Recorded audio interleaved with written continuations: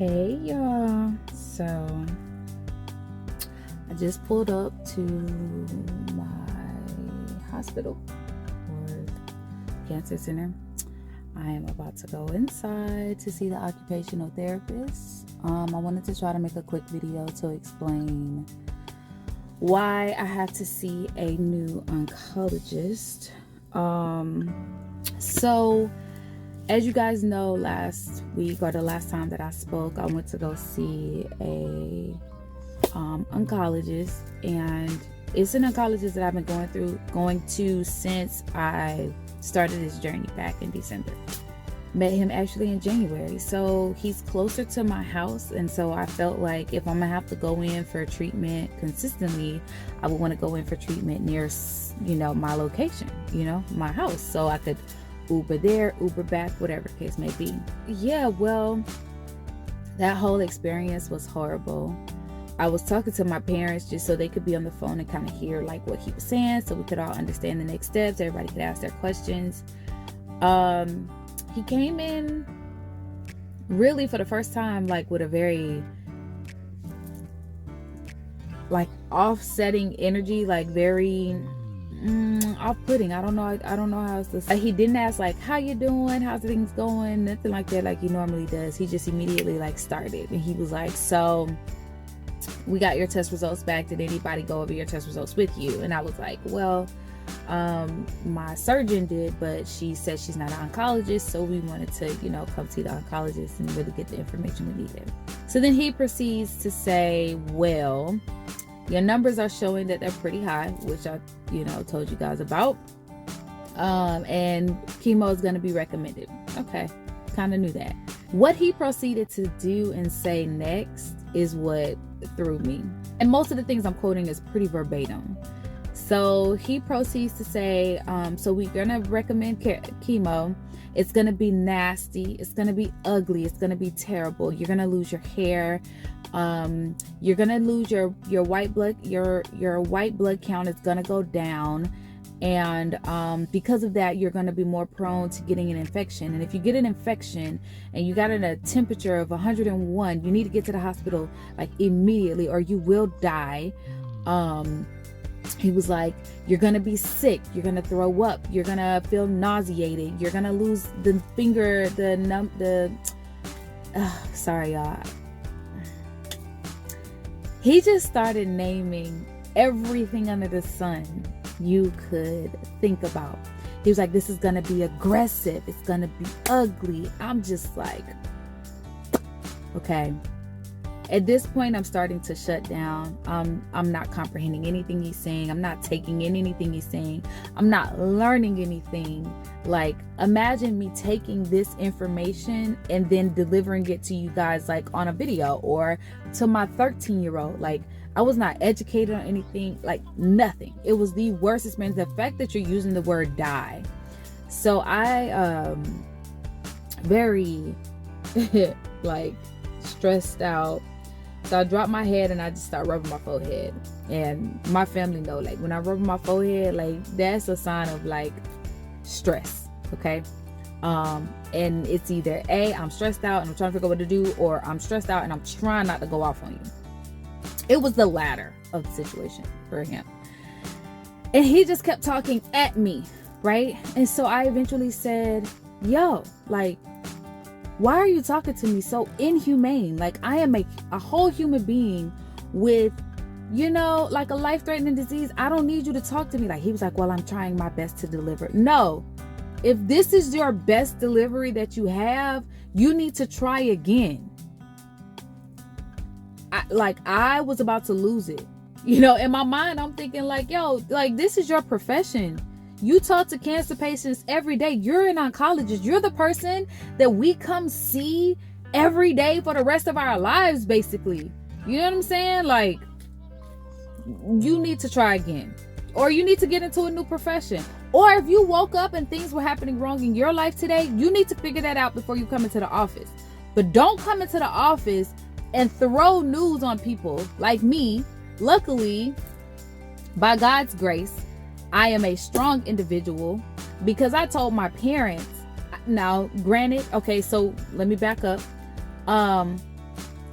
you know, I let him, I said my piece. He said, okay. He calmed his voice down a little bit, and then he, you know, continued to explain. So I asked him, you know, simple questions. If my numbers are like, you know, high, but like barely over the threshold, so it's 26 and mine is 29, like, why am I getting the most aggressive form of chemo? Then he says, oh, well, it's not the most aggressive. That's what you led the conversation with, sir. Make it make sense. He was like, no, it's not the most aggressive. There's more aggressive ones, but this one is pretty aggressive. Okay. Can I also ask, like, am I going to be bedridden? Am I, you know, oh no, you'll live a normal life. Like, you'll be able to go to work. Why didn't you lead with that, sir? Okay. I'm trying to hurry up because I'm about to be late for my appointment, but it's like,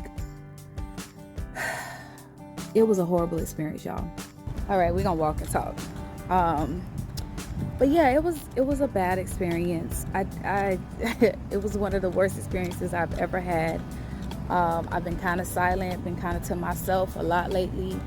Haven't had the desire to do much. It really did a number on my mental. Just hearing the words, you will die, the way he spoke to me, the way I felt like just a number. And I'm not even going into super detail about everything. It's just like, it was the worst experience. But as I process it more, I start to realize, like, this is what I mean by it's bigger than me, right? Like, I want to talk about these things because I can see why Black people didn't want to go to the doctor. I can see why they feel like they have no choice but to be treated like a number. And so why would I subject myself to that? I'll just try it, you know, how my ancestors tried it, you know? Like, I can see that, and I can understand why. Because I was at the point where I was like, okay, 18% chance that it's going to come back, you know, on a nasty level. I'll take that chance, because I refuse to sit in his chair and get any treatment. One of the other things that he was saying is, you know, he knows that I go to City of Hope. He knows that I got my surgery from here. So he was like, I was like, you know what? I'm probably just going to go to City of Hope and just get all my treatment because they got all my doctor, you know, records and everything. He says, oh yeah, they make you feel like you're at a 5-star hotel, don't they? They actually do have a hotel back there. But he was like, they make you feel like they're at a 5-star hotel, huh? And I'm like, I haven't even seen their facilities, but I just don't feel comfortable here. And he was like, well, if anything ever happens to you, we'll be here to help you. No, you won't, sir. I won't need none of your help. I am good on that. Okay? Yeah, I don't know. He was just real ugly. My dad says he knew that I was coming to this center to get treatment, and maybe he felt, you know, slighted. I don't know. But he ain't got to worry about me no more, sweetheart. So I have a new oncologist that I'm going to go see tomorrow. I actually thought it was today. Today is occupational therapy because, like I told you guys, I have really bad cording in my arm. But, yeah, so I've had a lot of anxiousness lately. Just been in a mental space. Been trying to shake it. Look, and I had to watch my video that I made last time to encourage myself, because we all fall short, right? But that's a part of the journey that I'm realizing. It's a part of the journey. So yeah, anyway, you want to see the campus? Okay, so this is part of the campus. The campus extends pretty far out. I'll give you a view into other parts, but this is the inside. Okay, this is me walking down to the women's zone. Okay, I'm not going to do the whole thing, just gonna go these places. So after I walk through the building, I walk back out the building, and good morning. Walk back out the building, and walk into another to get to the women's center. Alright, this is the second building. This is basically where I go down to the women's center. Have a nice little Starbucks in here. Okay, OT, so I'll come back and finish the story later. Okay, y'all. Just finished getting Okay, guys, just finished getting physical therapy, and guess what? I'm actually in better shape than she thought I would be post-op. She was like, wow, you have great range of motion. We don't need to see you. You can just maybe come back twice, but I think I only need to see you once. And then you'll be fine. And we'll have full range of motion in your arm in no time. You get to play softball again. Of course, after everything is done, but that's the biggest part. I just needed my range of motion back. If y'all only knew. Hold on. Okay, so I don't quite know where I left off with the whole oncologist, but the point is, I am in a better space now mentally. I don't know, just have to learn to take my own advice, but we all fall. You know, we could speak words of encouragement. I've been pouring into people, and I've been getting poured back into, but just wasn't in a receiving space. And now I'm in more of a receiving space.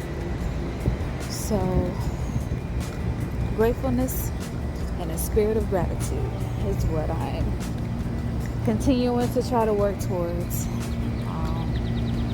Even when things seem bad. So yeah.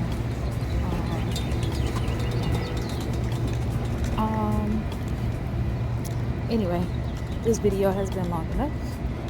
I will catch y'all later. I just wanted to do a quick update for y'all. Hi, can I go across? Thank you.